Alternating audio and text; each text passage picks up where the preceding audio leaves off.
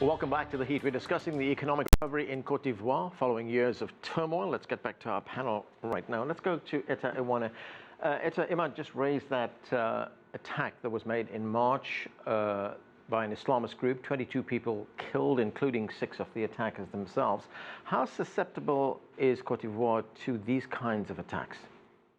Yeah, Cote d'Ivoire, like most of West African countries, is quite susceptible, for the simple fact that, like the previous speaker already mentioned, there is a freedom of movement in the region, which of course constitutes the pillar or the foundation stone of the West African regional integration process.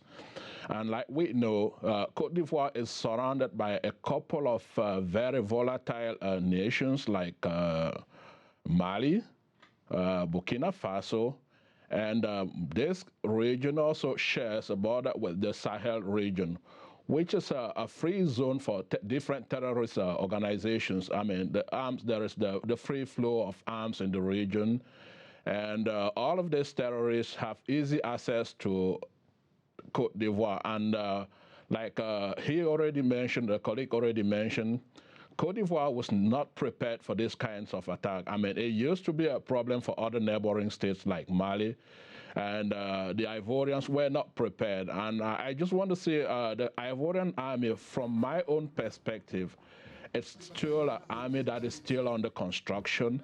I mean, this is a former militia group that has been transformed into the national army following the accession of Alassane Ouattara to the helm of power.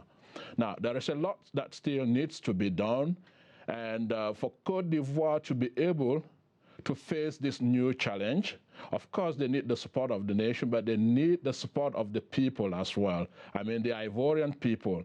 And as long as this process of national reconciliation is not taken seriously, or it's not achieved, it will be difficult for the state or the army to face the terrorists. Of course, most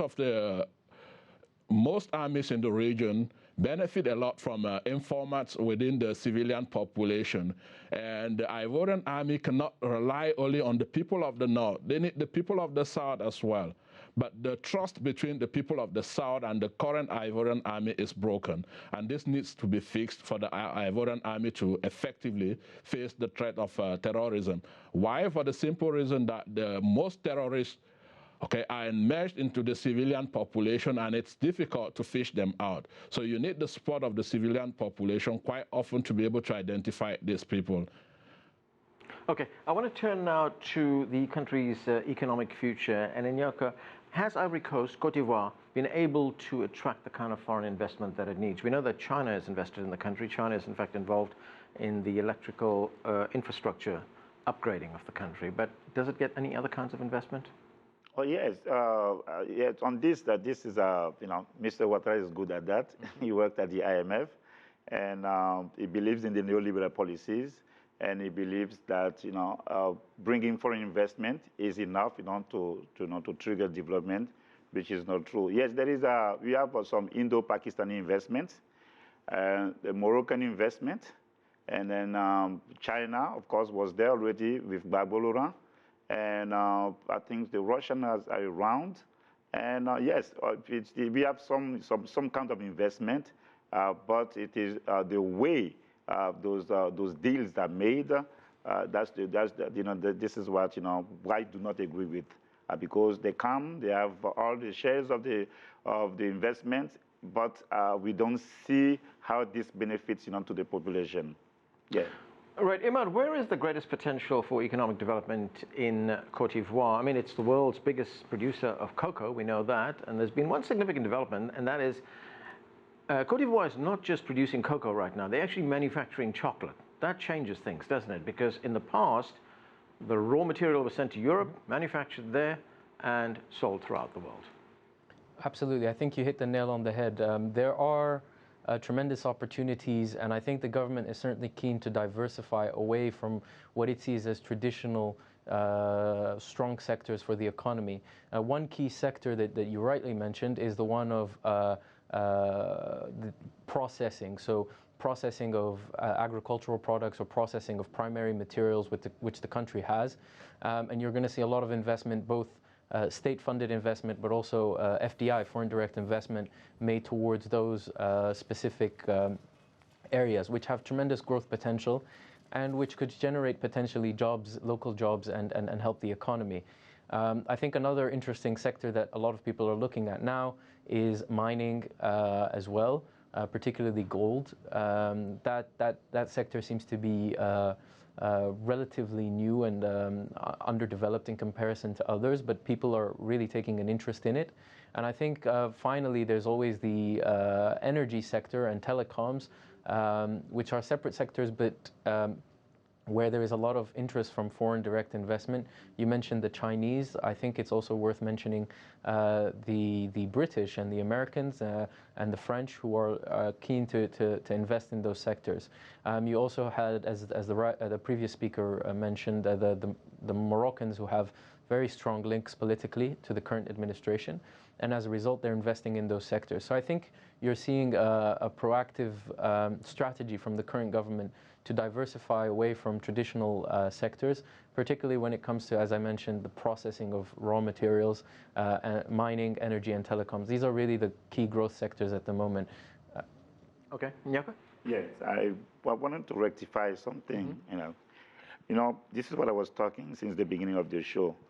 Yes, we heard that there was a company that is processing cocoa in Ivory Coast, and then everyone was excited.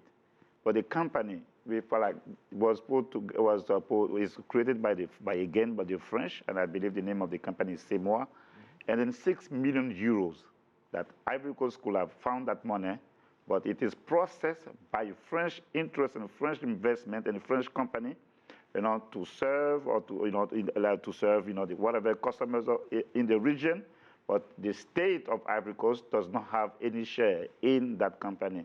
So, I'm going to take the opportunity to talk about what is really at stake in Ivory Coast.